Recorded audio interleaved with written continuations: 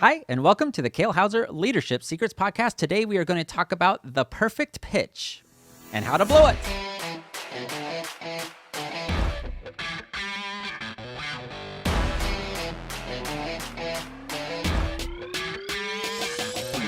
Hello, everybody, and welcome back to the Kale Houser Leadership Secrets podcast. Thank you so much for joining me. Today is a result, as a lot of my episodes are, of something that happened recently. I was...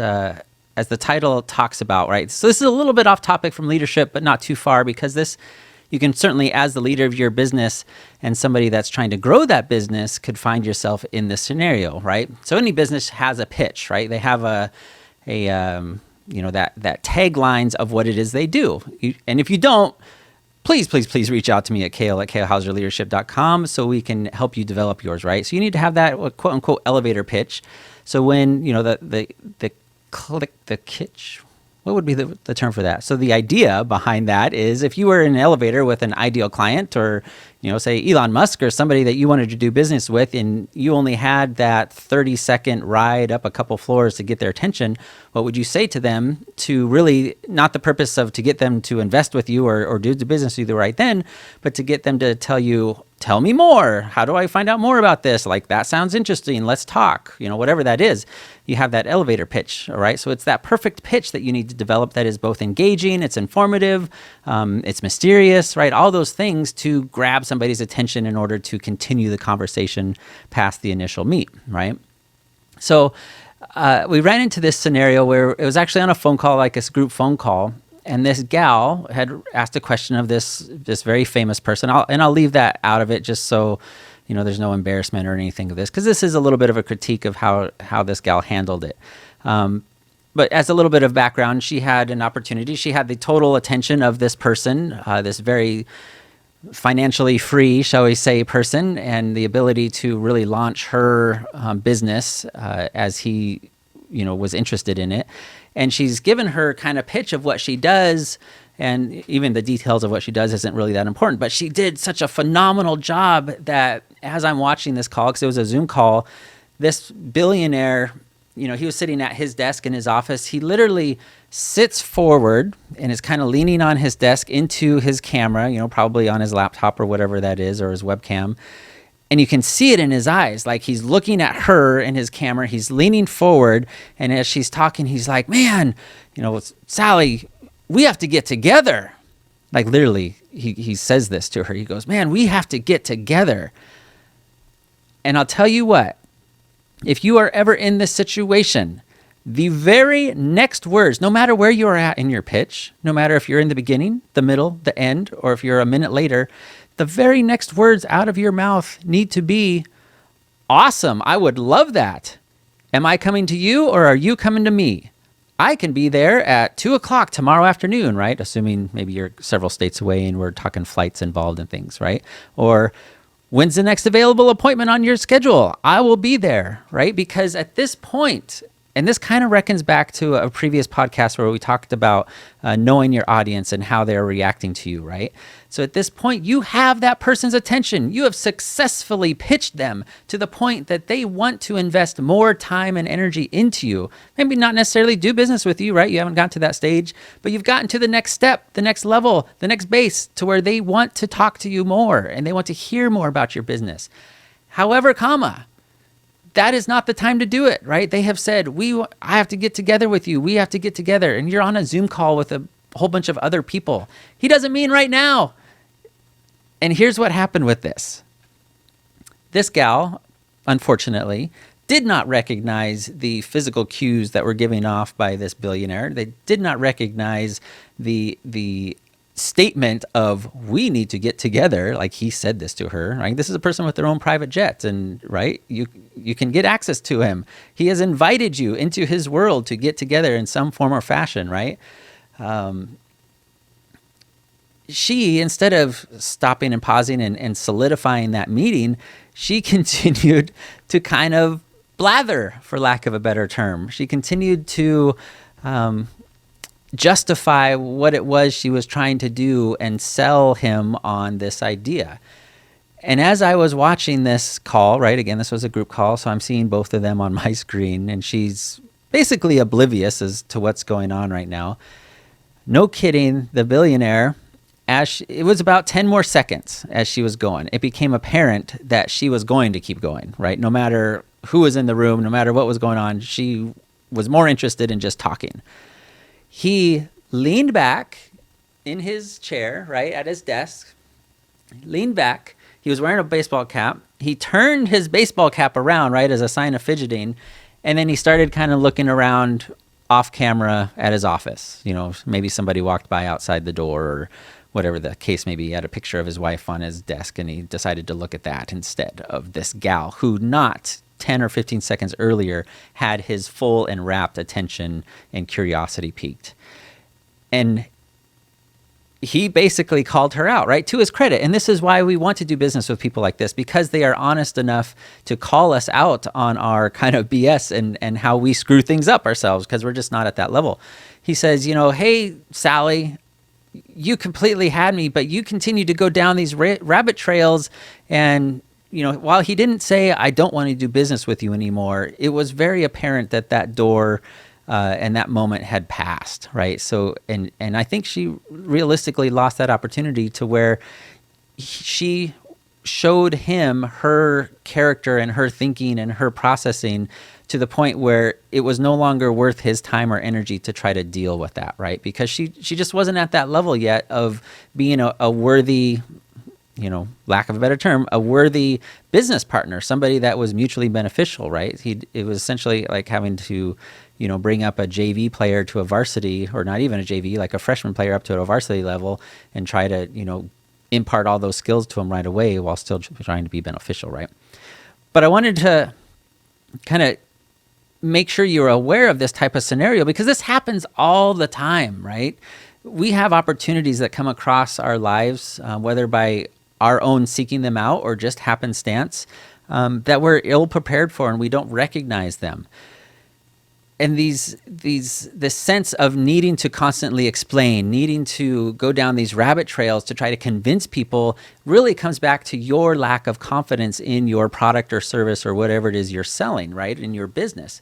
Because, and I heard this recently too, right, the harder you have to sell something, the less confident you are in that product, in that service, right? The more you're trying to convince people that, this is the best product, this is the best, service, we will do the best, I'll be the best realtor for you, I will paint your house like it's never been painted before, whatever that may be of that service and business that you're doing, the more you have to convince people of that, just the less and less believable it is that you are actually the best or you are actually know what you're doing.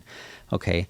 But it ultimately comes back to, one, the intent of your conversation. So was her intent on this call to actually connect with this guy, to actually say, hey, this is my opportunity to literally pitch a billionaire, right? It's low risk, but this is it, right? This is my shot. He's called on me. I get to ask my question, provide a little bit of background about whatever my business is.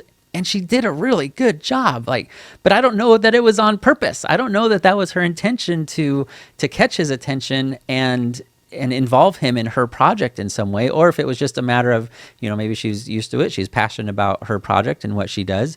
But then she had no concept of how to turn it in from educational into an actual, how do we get together and do business and be mutually beneficial for that, right? And that goes back to your intent. And you need to, as the business owner, as the leader, no matter what that is, if that's a going out and talking to potential clients and customers in your field, if that is hiring people, looking for future employees or business partners, you need to be intentional about that.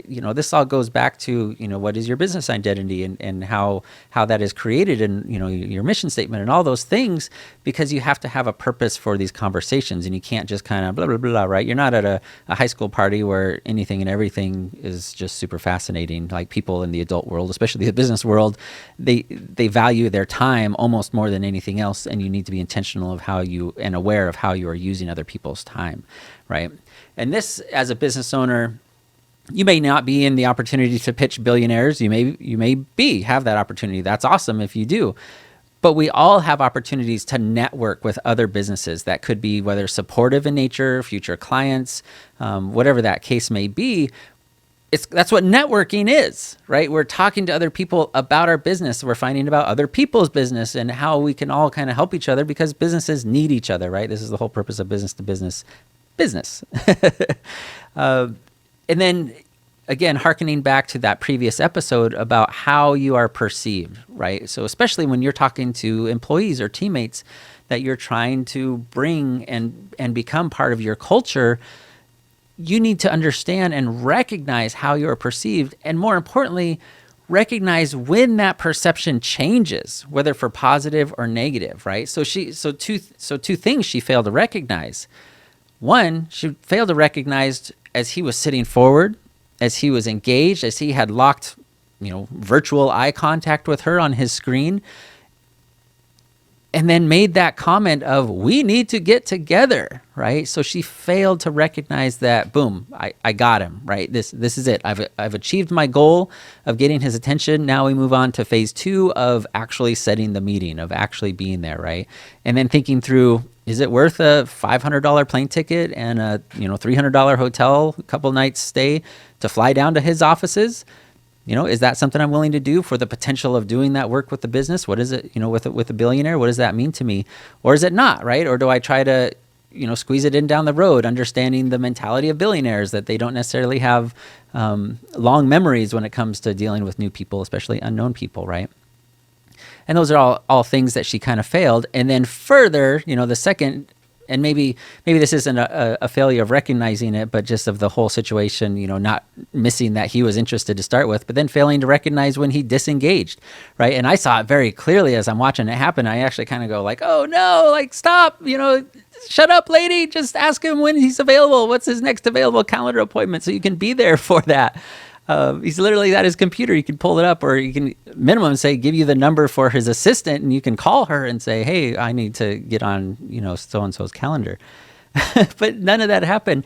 It was complete oblivious to that, because like I said, I think she was more, she didn't have an intention for her conversation. She didn't have an end goal other than just asking a question.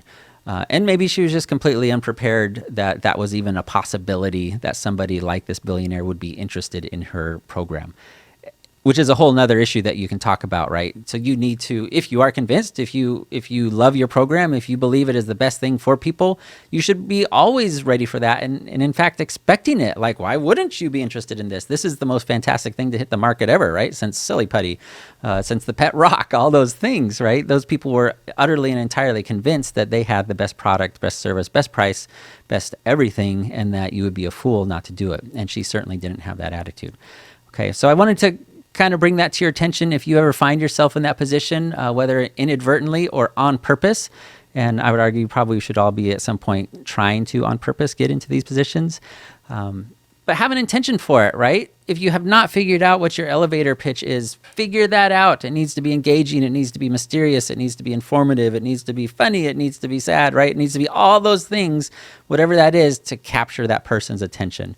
And this will probably change and vary depending on your market, right? Insurance salesmen are a little bit different than pizza shop owners, right? There's different markets and different personalities and ethos that go with those different markets.